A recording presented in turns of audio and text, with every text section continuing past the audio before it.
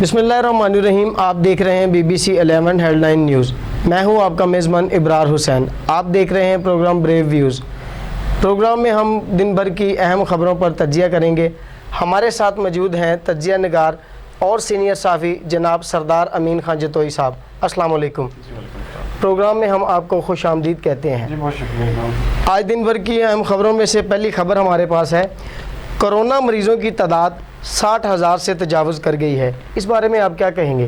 बिस्मिल्लाहिर्रहमानिर्रहीम। असल चीज़ ये है कि हमारे मुल्क में सबसे बड़ा इशू जो आ रहा है वो एहतियात जो है ना वो आवाम नहीं कर रही। जी, आप देखें कि ईद से पहले जो था ना पेशेंट्स की रेशो बहुत कम, उससे कहते हैं कि आप सैकड़ों में जा रहे थे। सही। अब आपके जो मरीज़ हैं कोरोना के वो रोज़ाना की बुनियाद पे हज़ारों की तादाद में बढ़ रही है तादाद। जी, और इस वक्त तक के जो अपडेट हैं वो तकरीबन 13,000 के करीब जो है वो अमवात हो चुकी है, 12,500 से ऊपर। तो इसमें जिसे कहते हैं कि हम आवाम जो है ख़ास तौर पे हमें इस हवाले से इंतहाई एहतियात की ज़रूरत है। और ख़ास तौर पे देखें डॉक्टर्स भी अब कह रहे हैं कि इस हवाले से एहतियात बरती जाए। जी। आप देखिए कि सड़कों पे क्या हालत है। सड़कों पे लोग जो हैं ऐसे नाज़रीन हमारे शहरी फिर रहे हैं जैसे कि पिकनिक मनाई जा रही है।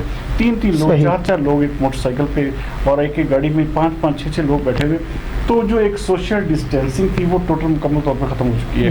और जो रेशो है इसी वजह से मरीज़ों की बढ़ रही है और ये बहुत ख़तरनाक चीज़ है और इसको फिल फॉर कंट्रोल करने की ज़रूरत है। हुकूमत को चाहिए कि इस हवाले से को मैयज़ ले ताकि ये जो कोरोना है इसको जो फैलाव है उसको रोका जा सके। जी, अगली खबर की जानब बढ़ते हैं। चीनी मामले पर नून लीग और चीनी के मामले पर नून लीग और PTI आमने सामने, सारे मामले में सियासत अरूज पर।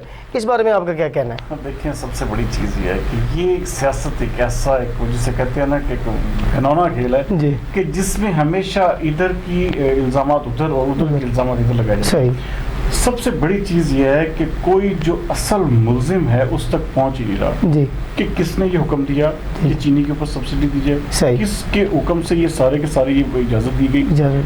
इस तरफ किसी की तवज्जो नहीं है। PTI और नून लीग ये दोनों सियासत कर रही हैं और दोनों इसके देखिए बहुत अहम इशू है।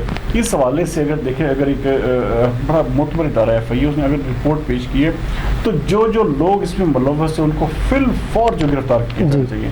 और इसमें जितने भी लोग आप ले लें, आप समझ लें कि जो इसमें मुलव्वस है, जो हुक्म देने में भी जो इन मीटिंग्स में मुलव्वस है, इन सब को जो है कैफे किरदार तक जाना चाहिए ताकि जो आवाम है, जो जिस तरह के आवाम किसी है, देखिए अब बुहरान अब कहाँ पे 50 रुपये कीमत है, अब वहाँ कहाँ आप 80 रुपये में खरीद रहे हैं। तो ये सामने आपके सूरत हाल है, तो इसमें देखना चाहिए।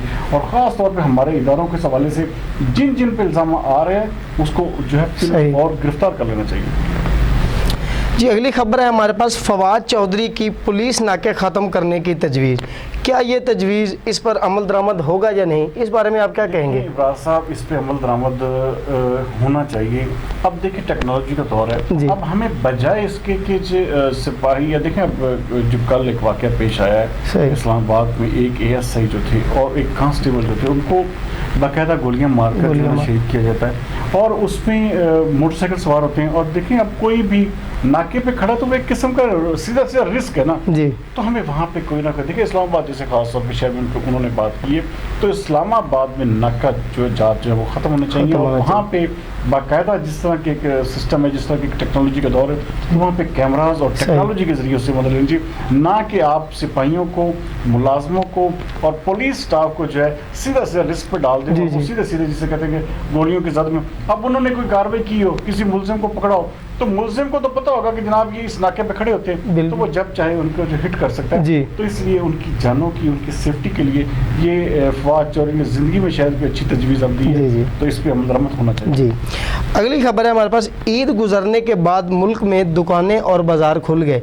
क्या हुकूमत की जानिब से दिए गए SOPs पर दुकानदार हजरात और बाज़ार की इंतज़ामिया अमल दरामद करवा सकेगी या नहीं? इस बारे में आपका क्या कहना है? साहब, सबसे बड़ी चीज़ ये है कि हमने जो लॉकडाउन जब से खुला है, ईद के दिनों में बहुत बुरे तरीके से इसको जिसे कहते हैं कि अवाम ने इसका इस्तेसाल किया। और हमारे जो ताजर हजरात थे उन्होंने भी सिर्फ और सिर्फ एक कमाई के ज़रिए इसको समझा। उन्होंने इंसानी जानों से खेला, इंसानी जानों की। यहाँ पे देखें सबसे बड़ी चीज़, जब एक गवर्नमेंट SOPs विज़ा कर रही है उस पर अमल رکھنا چاہیے. جی. اب ایک آپ کی دکان میں کسٹمر آتا ہے, اس کو آپ اگر ماسک یا سینیٹائزر کی موجودگی ضروری تو وہ رکھنا چاہیے. وہ تو کہیں نہیں نظر آیا سر, کہیں پہ بھی نہیں ہے. مارکیٹ میں ان چیزوں کا دور دور تک موجود نہیں ہے. جی. اور حکومت کو چاہیے اس حوالے سے انتہائی سختی کرے, اور جو دکاندار, جو تاجر حضرات ان ایس او پیز پر عمل نہیں کرتے ان کو فل فورس سیل کیا جائے, نہ کہ آپ پورے کے پورے کاروبار بند کریں. جی. ایک دن 2 دن سختی کریں گے, آپ دیکھیے گا ابرار صاحب, یہ سارے دکاندار, تاجر حضرات ہر ایس او پی. جی.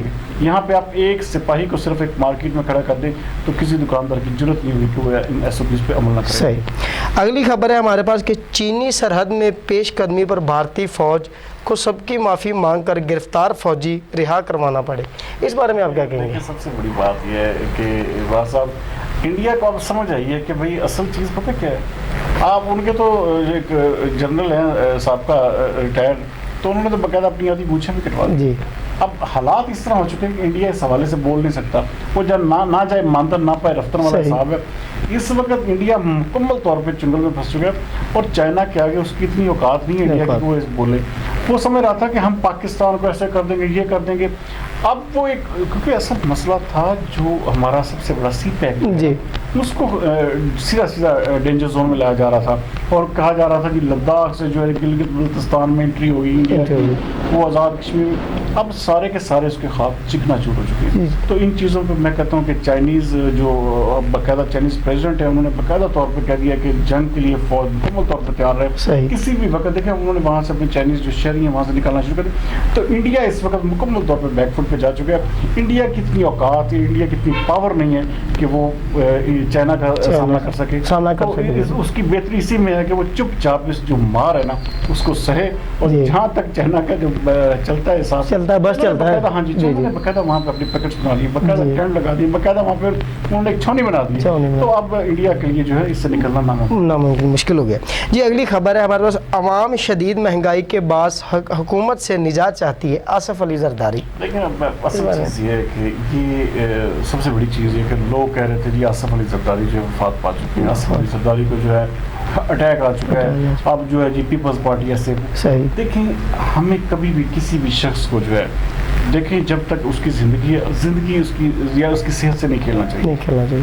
جب ایک بندہ بیمار ہے تو آپ اس حد تک اس کا مذاق اڑا رہے ہیں کہ جی یہ 27ویں روزے کو وہ جو اعلان کر دیں گے جی ان کو دفن کیا جائے گا. تو بھائی وہ ایک زندہ سلام, تو آپ اس کو پہلے ہی دفنا رہے ہیں. اب وہ باقاعدہ انہوں نے اس حوالے سے آج نیر حسین بخاری جو ان کے صاحب کا جو چیئرمین سینٹ ان کے ساتھ ٹیلی فونک گفتگو تو انہوں نے کہا میں سے بہت بہتر ہوں.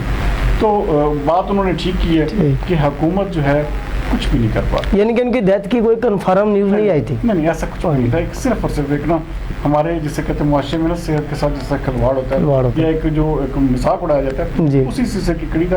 ادروائز اب دیکھیں انہوں نے جو بات کی ہے نا حکومت کو مستعفی ہونا پڑے گا, حکومت کو گھر جانا پڑے گا.